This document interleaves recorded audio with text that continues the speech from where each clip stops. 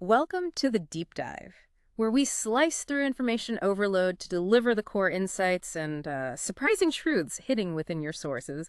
Today, we're plunging into a world of ancient martial arts, fierce rivalries, and honestly, some really unexpected heroes.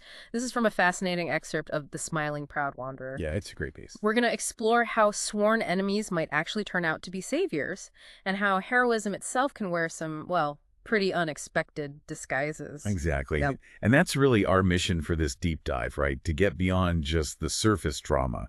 We want to reveal the hidden motivations, the clever tactics, and some really surprising character reveals in this narrative. You'll see how perceptions can be completely flipped and what true honor might actually look like in a world governed by power and, well, reputation. Okay, let's get into it. We're starting with this idea of the lingering shadow of a secret art. Specifically, the legendary evil-resisting sword art.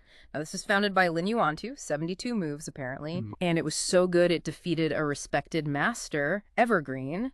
But the description says the moves look plain. How does that work? What made it so formidable? Well, it's really interesting. The source mentions Evergreen, who was Master Yu Kanghai's teacher. By the way, considered that defeat by Lin Yuantu one of the biggest humiliations of his life. Even after studying it for months with his own Grand Master, they still couldn't figure out a way to counter it. Wow. Yeah, it really speaks to these profound mysteries hidden within moves that just seemed simple on the surface.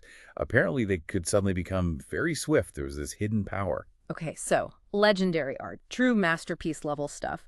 But it seems like Lin Yuantu's descendants didn't quite inherit the knack. Right. What happened there? The sort of a decline in skill within the family, especially with his grandson, Lin Zenon. That's a really key point. Lin Yuanzu was a master, no doubt. But his grandson, Lin Zenon, seems like he completely lacks skill in the very same art.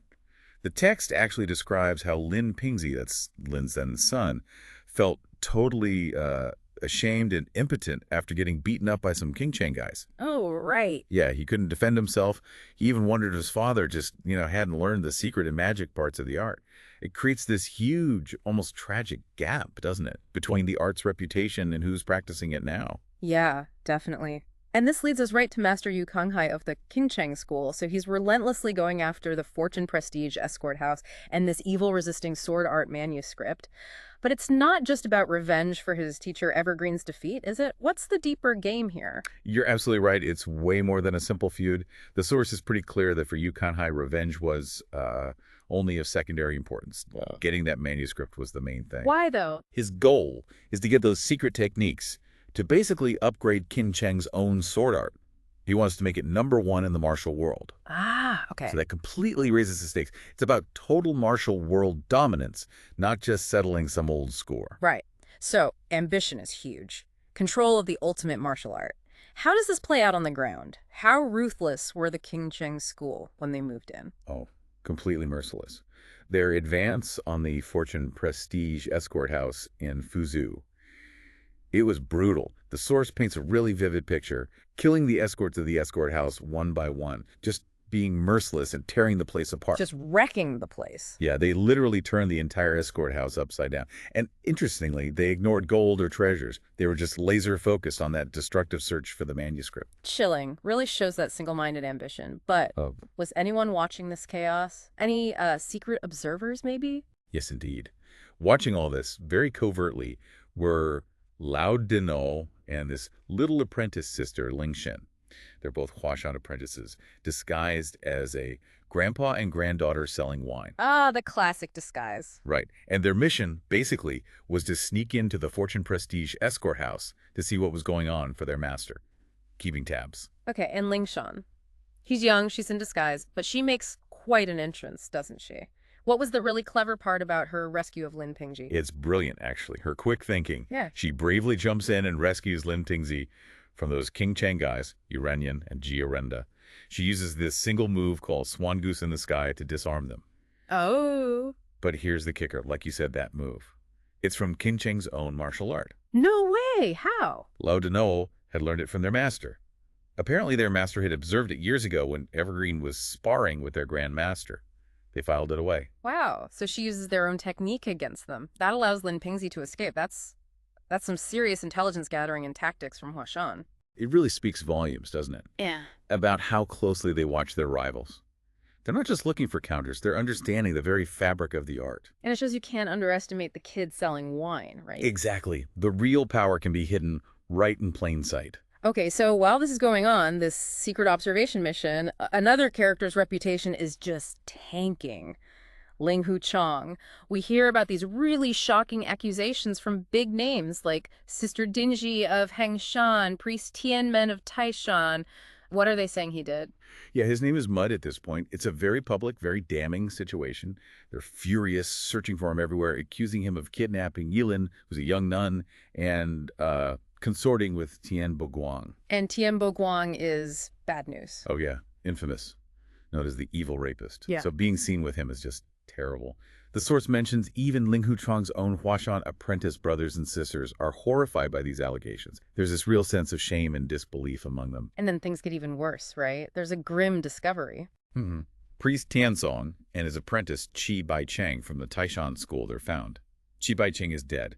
Tiansong is severely wounded. And their story points the finger at Ling Hu Chong again. Pretty much. They were found at the Fuyan Wine House in Hengyang. They claim they saw Ling Hu Chong, Dian Guang, and Yilin together. And the most damning part, they say Qi Baicheng was killed by Tian Boguang, which seems to solidify Ling Hu Chong's connection to all this awful stuff. Man. So it looks really bad for him. And then the final nail in the coffin, almost. A body shows up. Right. A corpse is brought in. It turns out to be Luo Renji, who's a Qin Cheng apprentice. And he's got a sword wound, apparently from Ling Hu Chong's weapon. So what does Yu Kanghai make of this? Well, Yu Kanghai jumps to a conclusion pretty quickly. He assumes Ling Hu Chong was killed in mutual annihilation, meaning they fought and killed each other. It implies Ling Hu Chong got what was coming to him because he was this, wicked character. So that's convenient for Yu Kanghai's narrative. Very convenient. It seemingly confirms all the accusations and lets the martial world just write Ling Hu Chong off as a villain who met a fitting end. Case closed. Or so it seems. Okay, so the whole martial world is basically convinced Ling Hu Chong is a scoundrel, maybe worse. But then Yilin steps forward, the young nun at the heart of it all. She gives her side of the story, and things start to unravel. Tell us about her ordeal. Yeah, Yilin's account is crucial. She describes this terrifying experience. Tian Boguang captured her, sealed her pressure points so she couldn't move, trapped her in a cave. His intentions were clearly predatory, wanting to harass her. And because of her strict Buddhist vows, she couldn't fight back. She was completely helpless. Horrifying. So Yeah. how did Ling Hu Chong get involved? His intervention was, well, it was unorthodox, but incredibly clever and brave. How so? What did he actually do? Because this seems to fly in the face of everything people think about him. Totally. First, he stands outside the cave and just starts laughing and yelling insults at Tian Boguang, really trying to irritate him, Trying to draw him out. Exactly. Draw him away from Yilin. But then Yilin reveals something else. While fighting Tian Boguang in the dark, Ling Hu Chong took a sword cut to his shoulder to protect her. And the key thing, he didn't make a sound, didn't flinch. He did it silently, so Tian Boguang wouldn't know he was wounded. Wow. Yeah. And then he even tried to unseal her pressure points to free her. Okay, this is where his actions get really interesting. Redefining chivalry, maybe. Yeah. Yilin talks about him using dirty words and insults, even insulting her master, Dinji. Why would a hero do that? It sounds awful, but there was a reason, wasn't there? A specific tactic. Absolutely. That's the core of it. He used those crude insults precisely to make Yilin angry. Really angry. He figured her fury would make her leave the cave, override her fear, maybe even her vows, just to get away from him. It was about her safety. So the insults were a tool. A tool for her own good. And then comes the real aha moment, as Yilin tearfully explains. He gave her a fake name. What young? He told her his name was Lao Denuo. Well, they knew the older Huashan apprentice wife. Right. And the reason is just incredibly thoughtful. It was purely to protect Yilin's reputation, and by extension, her school, Hengshan's reputation.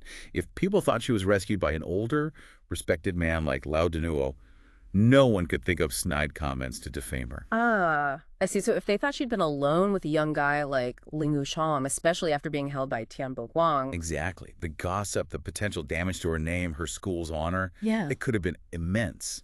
So his dirty words and the fake name weren't flaws at all. They were a shield. That's quite something. A lesson that true chivalry doesn't always look prim and proper. Not at all. It shows this really considerate, self-sacrificing side to him. It completely contradicts the troublemaker image. His methods were unconventional, sure, but the intent was profoundly heroic. And the ultimate vindication comes from Yilin, right?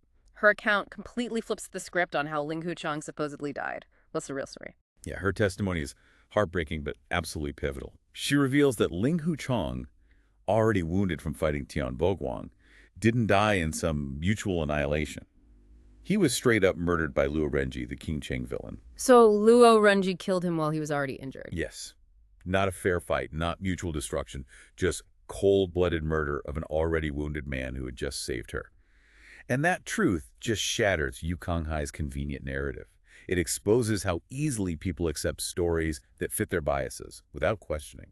So, thinking about the bigger picture here, the martial world's unwritten rules, the unsung heroes, this chapter really drives home that contrast between reputation and reality, doesn't it? We've got Lin Zhenin, popular guy, but lacking skill.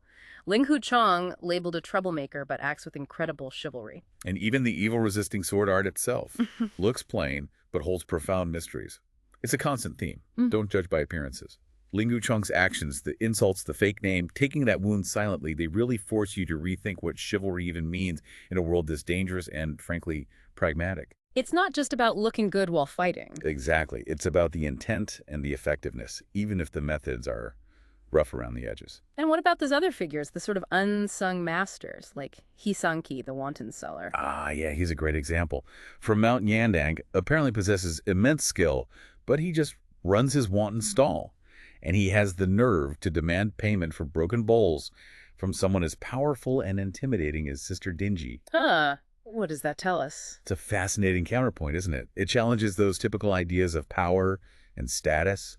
It suggests true strength isn't always about titles or showing off. It can be quiet integrity, self-respect, even when facing authority, a different kind of strength. And speaking of Sister Dingy, the unreasonable tough nun, how does she ultimately react when she understands what Ling Huchang did? Does she stick to her anger? Well, that's another subtle but powerful moment. Despite being initially rigid, quick-tempered, the source says she ultimately understands. She even smiles when she gets the full picture of Ling Huchang's thoughtful actions, the fake name and all. So she sees past the crude surface. Yeah, she recognizes his true intent was to protect Yilin. It shows even a character known for being tough and maybe a bit blinkered can see genuine heroism when it's laid bare. So today, we've really peeled back the layers on just one chapter, haven't we? Revealed a world where these big power struggles tangle up with personal honor, and where true character, well, it often hides behind some very unexpected masks. Definitely. This deep dive into the smiling proud wanderer really leaves you thinking, doesn't it? In this martial world where reputations are everything and perceptions are so easily manipulated, how much do we, even in our own lives, rely on outward appearances to judge people? That's a great question. And what really defines heroism when the best intentions might be masked by actions that look, well, unconventional or even wrong at first glance? Something to mull over.